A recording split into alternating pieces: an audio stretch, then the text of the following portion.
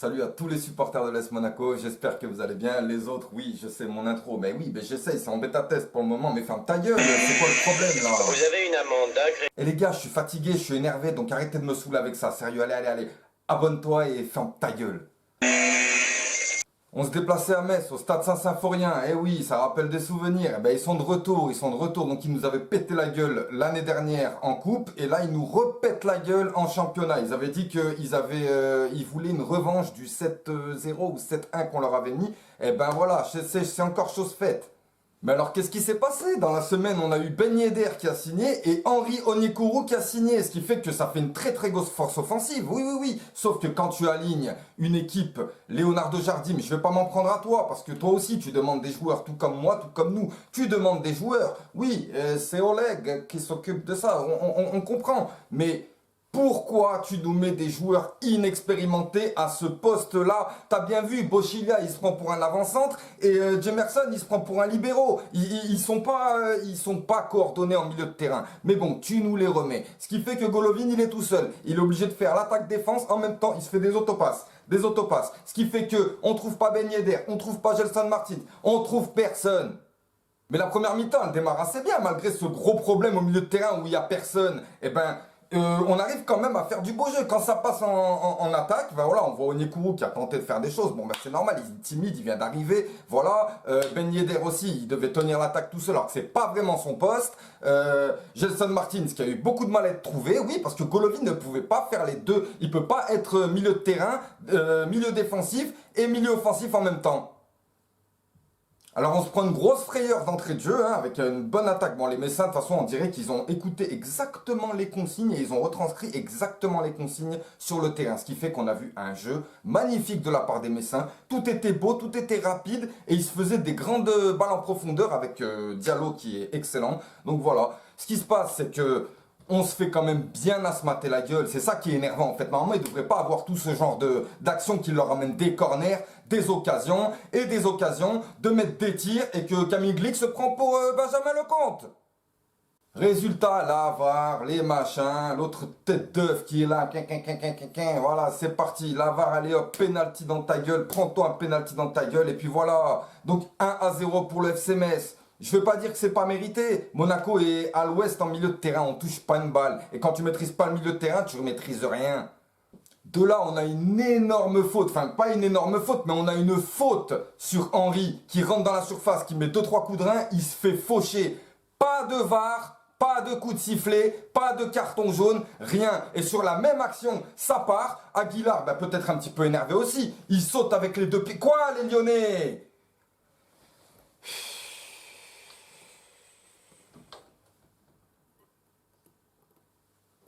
C'est bon là?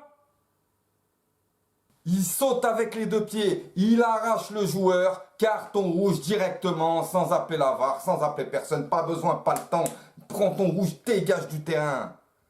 À partir de là, le cauchemar continue encore avec ces histoires de carton rouge et de pénalty et de mauvais coups contre nous comme ça à chaque fois qu'on commence un match ou qu'on... Putain! Vous avez une amende d'un crédit pour infraction au code de moralité du langage. Donc on recommence avec un joueur de moins et un but dans le nez. On reprend le jeu. Bien entendu, aucun changement de la part de Leonardo Jardim. Non, tu t'es pris un rouge, mais tu refais pas de réorganisation. Ça sert à rien. T'attends la mi-temps comme ça. Donc on attend la mi-temps comme ça. Difficilement. Parce que voilà, même si on essaie quand même de créer du jeu, du moins quand ça passe en attaque, ce que je dis, ça se jouait soit en attaque, soit en défense, il n'y avait pas de milieu de terrain. Donc quand ça passait en attaque, on arrivait quand même, enfin du moins ils ne pouvaient pas, mais enfin c'est n'importe quoi. La deuxième mi-temps, elle reprend sans aucun changement encore une fois. Non mais c'est énorme, hein. Voilà, tu laisses un trou en défense et puis c'est pas grave. Oui, peut-être qu'il a réorganisé sur le terrain, mais il t'a encore mis un milieu de terrain pour faire défenseur ou je sais pas quoi. Donc ce qui se passe, c'est que on réentame bien cette seconde période, mais on se prend un but venu d'ailleurs encore, franchement super de la part des Messins, hein. Dans le collectif, on a bien vu, voilà, c'est du collectif. C'est du collectif, c'est des joueurs de football qui jouent au football. Nous, on est des grandes individualités qui n'avons pas de bloc en milieu de terrain, qui voulons faire des choses individuellement, mais ça ne fonctionne pas comme ça. Donc voilà, beaucoup disent que Ben Yedder et Henry ont apporté, mais il me semble que si on ramène qui que ce soit, ce sera la même chose si on ne travaille pas ensemble. Parce que là, c'est reparti les gars, hein. C'est reparti pour les automatismes, c'est reparti pour les suspensions, c'est reparti pour les absences, et c'est reparti pour ne pas savoir où est-ce qu'on met les pieds. Bien entendu, on se prend un troisième but histoire de bien clôturer parce que bon, les joueurs commençaient à être fatigués, à essayer de tenir contre une équipe super bien organisée et qui écoute les consignes comme ça et que tout fonctionne, tout leur était bon pour eux. Match catastrophique de la part de Monaco, de la part de Léonard de Jardim, de la part de certains joueurs. Voilà, je vais pas encore m'en prendre aux joueurs, mais Jemerson, encore une fois... Il a fait un interview là, je suis là pour aider, mais va aider qui tu veux, va aider qui tu veux, mais ne nous aide pas, ne fais plus rien, faites quelque chose, ramenez-moi des milieux défensifs. On ne peut pas, on a une super bonne attaque, on a une super bonne on a une super bonne attaque, on a un super bon gardien, il faut une défense et un milieu de terrain. C'est ce qui nous a fait défaut toute l'année dernière. Donc, même, vous avez vendu tout le monde. Endoam, même Benasser, vous l'avez mis sur la touche. Aoulou, tout le monde est parti. On n'a plus personne à ce poste. Et on commence le championnat normal. Pensez vraiment que les gens vont accepter ça? En plus, vous avez énervé Yayoux de Fan Mounegou. Assis-toi.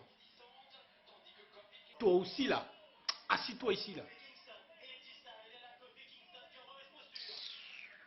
C'est quoi ça, sérieusement, Leonardo Jardim? C'est quoi ça? Tu m'expliques le truc ou pas? Le match et on se prend 3-0. Différence de but de -6. C'est dimanche prochain là. On joue contre Nîmes. Et nous, les supporters de Monaco, on attend autre chose que ce qui s'est passé durant les 2 matchs qui sont passés. Donc que ça soit la dernière fois là. Imbécile. LFP là. LFP, attends, j'enlève mes lunettes même. Ça fait 2 fois que vous nous baisez là. 3 matchs de suspension pour Fabregas. Et maintenant, un penalty non sifflé sur Onyekuru. La VAR, elle fonctionnait ou pas? Allez, sortez d'ici là. N'importe quoi là. Je te comprends, parce que franchement, là, c'est plus possible. Là, il va nous falloir nous faire la même semaine que la semaine auparavant. Et ensuite, la semaine d'après, nous ramener 2 gros joueurs. Je veux un gros défenseur et un gros milieu de terrain pour essayer de créer un pont entre les deux. Voilà, tout simplement. Merci à vous, passez une bonne journée. Et n'oubliez pas, demain, je suis sur le grand décrassage sur la chaîne de Thomas, en compagnie d'autres chroniqueurs pour décrasser cette journée. Et on va bien entendu parler de l'AS Monaco, donc voilà. Essayez d'être nombreux à venir nous voir, hein, c'est pas mal, on discute, on rigole. Il y a un Niçois d'ailleurs, il faut que je m'en occupe, là, Alex de Castro, oui, parce qu'il a essayé de me castrer en direct. Non, mais enfin bref, on y reviendra.